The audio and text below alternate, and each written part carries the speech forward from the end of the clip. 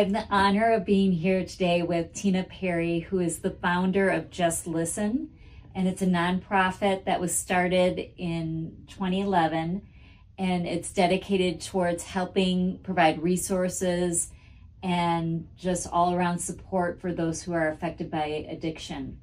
Or mental health. Or mental health in general. Yeah, and that's everybody. And it's everybody.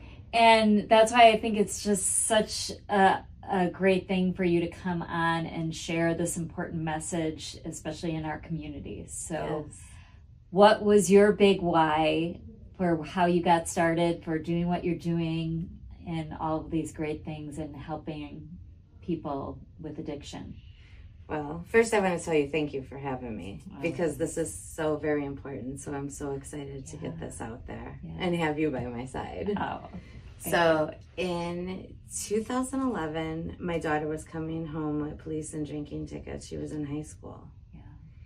And I didn't want that. And one of the reasons kids use substances or do what they do is they're curious, peer pressure, and they're bored. What is there to do? Right. So what I decided was I wanted to fill the gap for the boredom. And I created Just Listen, which is actually came from a song my brother wrote because he's a musician and singer. And I just heard over and over, just listen. And sometimes we hear people, but we're not truly listening. So it's like, just listen. And really, it means to yourself.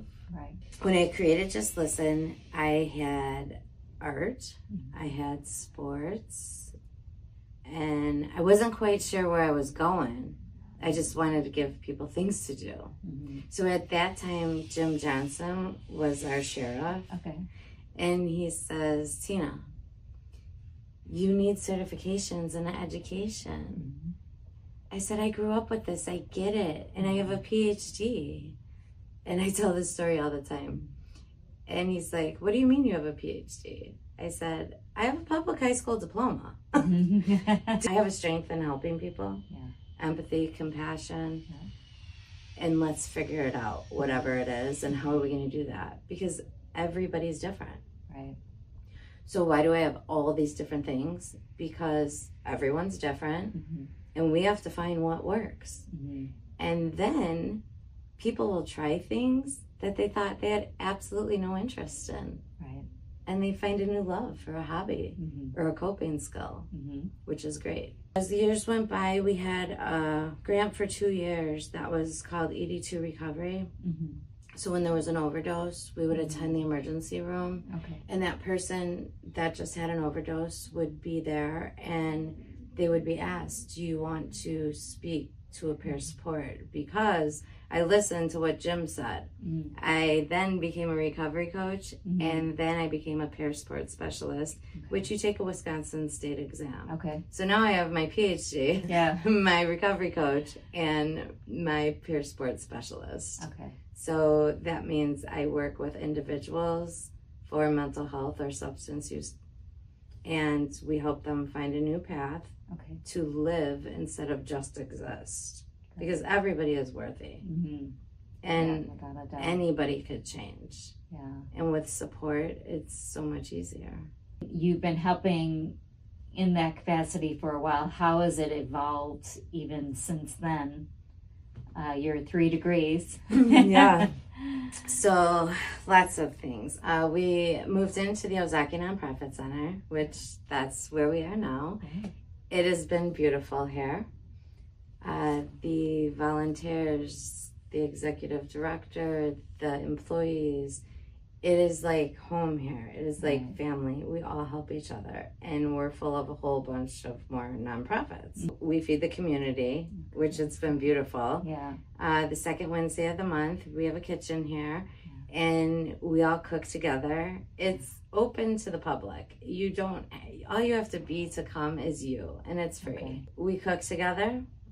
We set the table together, we bake together, we eat together, and there's no subject. Come, relax, learn, and just be together and talk, something to do. Then the bakery, they can have some while they're here, or we donate it to 4D, Sober Living Home in Milwaukee. That's great.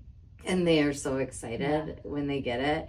And we've donated in the past to the Ozaki Homeless Shelter as well. I had a 20-year-old, and I gave him 2 cake mixes. And, you know, he has the directions, he has a partner, and I come back to check on him, and he has 1 bowl. Yeah. And he said, "What happened? You have 1 bowl. I gave you 2 mixes." And he said, "Oh, I mixed them together." I said, "Oh, super cake." Well, that's going to be interesting to taste. Yeah. I said, "That's okay." He says, "I never cooked in a kitchen before. I never baked before. My mom always does everything." Yeah. So that was really cool. It turned out great. What inspired me to open the organization was my daughter and having police contact and what was happening. I wanted to fill that gap and give positive things to do. Unfortunately, Angelina passed away in 2021, but it was from being mistreated by our medical field here. She was very sick, and she went to the hospital, and they were asking her, you know, "Why are you here? And if you don't tell us, we can't help you." Well, she was telling them, and they weren't listening because they were just assuming she was drug seeking. So Angelina walked out, and the police were involved in that as well because they wanted to know what happened. Why did she walk out? It's because she was being mistreated and abused. And so then that was May 11th. 2021. May 13th, she went to a different hospital. The first time I couldn't go in. Now this time, May 13th, I had told the emergency room when we walked in, "My daughter is here because she's sick, not here because she's drug seeking. Right. Please let everybody know, whoever takes care of her, because we have to fix the problem. The reason she's here, she's here for medical help, not drug seeking." They were fantastic. Good. She did get admitted. The next day, another medical professional was not being very nice to her, saying words that weren't kind, and Angelina walked out again. And she wouldn't go back because she says, "They're mean to me, Mom. I'm not going back." And so that was May 13th. And then July 20th, I just looked at her laying in her room sick and said, "Honey, you have to go to the hospital. There's no us fixing this. You look like you're going to die." And I didn't know that was going to be the case. So we did go to the hospital, and July 28th, she passed away. This is why I fight so hard to help people in our county and beyond. Globally, I've helped, actually. There's families there with addiction problems, mental health problems, and we're here. And there's a lot of great other organizations here. And they could reach out. It's okay. There's no judgment. We have a good time. Helping people live their lives and reaching the next goal and walking out the door feeling like, wow, I'm really starting to love myself. Teach self-love, self-care, encouraging them. You could do this. Like, it's really, really important because we do have families sitting here feeling hopeless and scared to reach out because they're going to get judged. They don't know that where they can get help. And I have found there's a lot of people that still don't know about us, and we're going on 15 years. Whatever we can do to spread the word is very important. So we do a lot of fun things, and we don't always talk about drugs and alcohol. Or mental health. We just educate people. See, we've had retreats. We had we go on walks. We have sports. We had a kickball season that was phenomenal. It was so much fun. So what we're doing is actually living life substance free. Yeah. And that in itself is teaching people, is educating people in ways that they didn't even think was possible. Right. And we're actually having fun. Yeah. There's still tears.